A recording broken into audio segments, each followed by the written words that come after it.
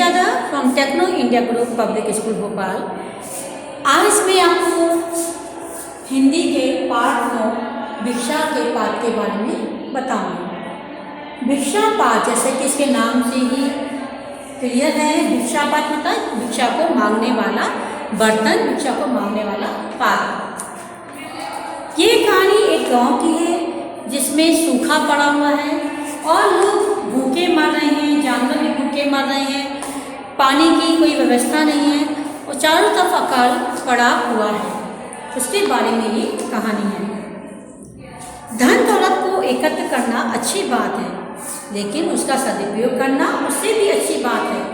मुसीबत के समय जो व्यक्ति आगे बढ़कर शारीरिक रूप से या आर्थिक रूप से लोगों की मदद करते हैं वे ही बड़े होते हैं। हर आदमी अपने भविष्य के लिए धन दौलत इकट्ठी करता है कि कल पता नहीं हमें क्या जरूरत पड़ जाए, लेकिन उसका सदुपयोग करना, धन दौलत इकट्ठी करना अच्छी बात है, लेकिन उसका सदुपयोग करना उससे भी अच्छी बात है। ऐसा नहीं कि मुसीबत आई है और हम अपना धन दौलत अपना संभाल के बैठे हुए हैं, उसका कोई यूज़ नहीं कर रहे हैं, तो हमें धन दौलत जो भी हमारे पास है उसका समय पे सदुपयोग करना चाहिए।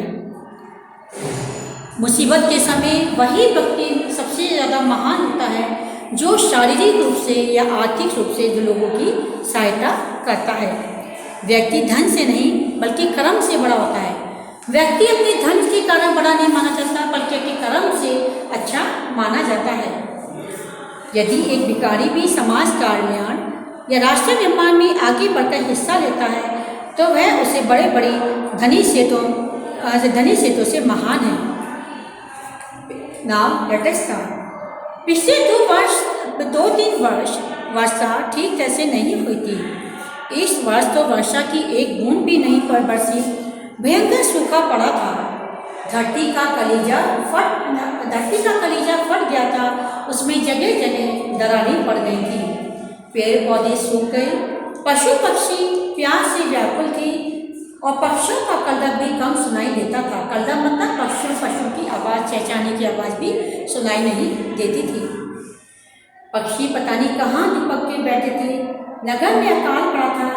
जिनके पास थोड़ा बहुत धन था, अन्न था, लोग उसे छिपाकर दुर्दिन के लिए रख लिया था। दुर्दिन मतलब संकट के समय के लिए उन्होंने अपना अन्न बचाकर रख लिया था।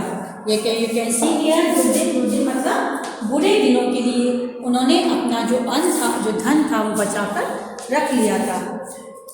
तो क्या हुआ, ये गांव में 2-3 साल से बारिश नहीं हुई। चारों तरफ सूखा पड़ा हुआ था। लोग भूख प्यास से तरस रहे थे। जानवर भी काफ़ी मर चुके थे और जो बचे थे वो पता नहीं कहाँ छिप के बैठ गए थे।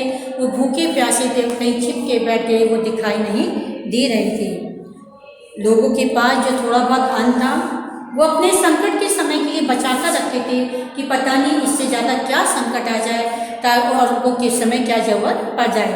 आपने देखा जब हमारे यहाँ महामारी आई है जो कोविड-19, उसमें लोगों ने संकट के समय के लिए अपने घर में अनाज भर के रख लिया था कि पता नहीं ये लॉकडाउन कितना लंबा चलेगा और कब तक चलेगा। तो सब घरों में अनाज भर के रख लिया था संकट के समय के लिए, ताकि हमें अगर नहीं मिला तो हम उसे थोड़ा थोड़ा करके खा सकते हैं।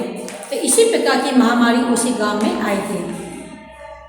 प्रजा हाहाकार कर उठी। गौतम बुद्ध ने जन जन की परेशानी देखी ना गई। उन्होंने अपने शिष्यों को इकट्ठा किया, नगर के धनी भक्तजनों को बुलाया जो महात्मा बुद्ध थे, उस समय महात्मा बुद्ध थे। उनसे लोगों की परेशानी देखी नहीं गई। उन्होंने मतलब इतनी चारों तरफ ताही मची थी, हाहाकार मचा था कि वो देख के परेशान हो गए।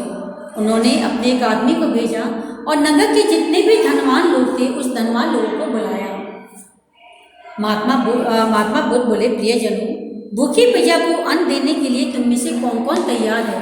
तो उन्होंने उनसे पूछा कि कौन कौन ऐसा व्यक्ति है जो भूखे लोगों की सहायता करेगा, उनको अन्न देगा। तो उनमें से कुछ बोले कि रत्नाकर सेठ का माथा झुक गया।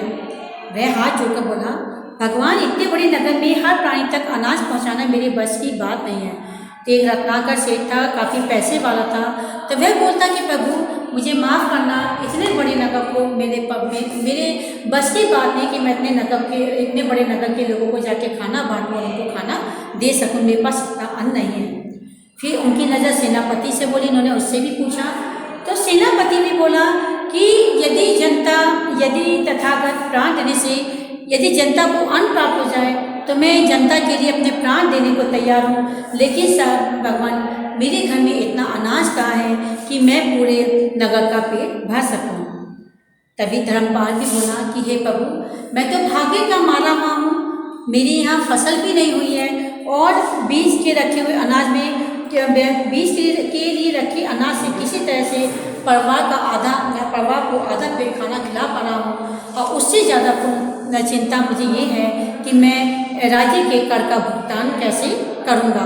सबको खाने की चिंता थी, लेकिन उसको ये चिंता थी कि मैं अपने कर का भुगतान कैसे करूँगा। उसी सभी एक दूसरे का मुंह ताक रहे थे। तभी भीड़ में से एक औरत आई जिसका नाम सुप्रिया था।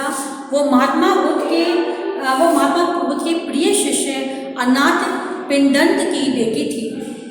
वह अत्यंत दुखी लग रही थी, लेकिन फिर भी उसने सबके सामने आके बोला, आंखों में बहते हुए आंसू ले पहुँचकर उसने बुद्धदेव की चरण छुए और मीठे स्वर में बोली, भगवान, यह तो सेविका आपकी आज्ञा का पालन करने के लिए तैयार है। आप बताइए, मैं आपकी आज्ञा का पालन करूंगी। मैं लोगों के घर जाकर उनको अन्न पहुंचाऊंगी। तो सब उसकी तरफ देख रहे थे कि इसके पास खुद तो खाने के लिए अनाज नहीं है, खुद इतनी गरीब है, वह दूसरे लोगों को अन्न कैसे पहुंचाएगी। सब उसको देख के हंसने लगे। सब आश्चर्यचकित रह गई, भला एक स्त्री इतने बड़े नगर वासियों का पेट कैसे भरेगी। कुछ तो हंसने लगे, खुद को दाने का हर खुद तो खाने के लिए है नहीं, और इतना बड़ा काम अपने सर पर कैसे ले रही है। क्या तेरे घर में भंडार भरा पड़ा है। सुप्रिया सबके सामने सिर झुका कर बोली, मेरे पास कुछ नहीं, केवल भिक्षा पात्र रूप में ये कटोरा है। तो उसने कटोरा था, उसके हाथ में दिखाया कि मेरे पास न धन है, न दौलत है, न अनाज है, मेरे पास ये भिक्षा का पात्र है, और मैं आप लोगों के घर में जाकर जगह जगह जाकर भिक्षा मांगूंगी, और भिक्षा में जो भी मुझे आप लोग दोगे वही मैं गरीब लोगों के घर में जिनके पास अन्न नहीं है उनको जाके मैं खिलाऊंगी। आपकी दया के बल पर ही भगवान बुद्ध की आज्ञा पूरी होगी, मेरी शक्ति से नहीं। मेरा भंडार तो आपके सबके घरों में भरा पड़ा है। आप दया करेंगे तो मेरा भिक्षा का पात्र सदा भरा रहेगा, और मैं बार बार आपके द्वार आऊँगी, जो भी आप मुझे दोगे मैं भूखों को खिलाऊंगी। तो उसने बोला कि मेरे पास तो कुछ भी नहीं है, मैं तो मेरी कोई शक्ति नहीं है, मैं तो सिर्फ भगवान बुद्ध की आज्ञा पूरी कर रही हूँ, और मुझे तो बस आप लोग के घर जाके भिक्षा मांगना है, और जो भी आप मुझ पर दया करके भिक्षा में दोगे वही मैं भूखे लोगों को खिलाऊंगी। धनी से महात्मा बुद्ध ने मधुर मुस्कान के साथ अपना वरद हस्त आशीर्वाद के रूप में उठाया और बोले, तथा अस्तु, तुम्हारा निश्चय पूरा हो।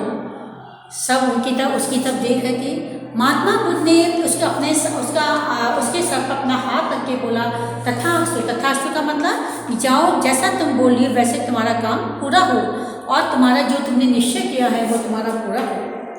धनी सेठों ने अपना भंडार सुप्रिया के भिक्षा पात्र में उलीच दिया मतलब डाल दिया। जितने भी धनी लोग थे वो सब भिक्षा, जितना भी उनके पास ना थोड़ा थोड़ा अनाज था, सब ने उसके भिक्षा पात्र में डाल दिया, और पात्र हमेशा भरा रहने लगा। उसका पात्र कभी खाली नहीं हुआ, क्योंकि वो लोगों की सेवा करी थी, लोगों की भलाई के लिए करी थी। तो जहाँ भी भिक्षा मांगी जाती थी लोग उसे भिक्षा देते थे, और उसका पात्र हमेशा भरा रहने लगा, और समस्त नगरवासियों का उद्धार हो गया। किसी को भी अकाल पीड़ित को भूखा नहीं रहना पड़ा। तो इससे उसने नगर की सेवा की, लोगों के जो भूखे लगते, एक भी आदमी ऐसा नहीं बचा जिसको भोजन नहीं मिला हो। अकाल पीड़ित के समय उसे किसी को भी भूखा रहना नहीं पड़ा। उधर वर्षा ने भी कृपा दृष्टि की और धरती की प्यास बुझाई। उधर अचानक बारिश भी आ गई, वर्षा भी हुई, और जो धरती बहुत दिनों से सूखी पड़ी थी, जिसमें दरारें पड़ गई थी, वह भी फिर से हरी भरी हो गई, और फिर से सबके भंडार फिर से भर गए, और खेत फिर से लहराने लगे। That's all.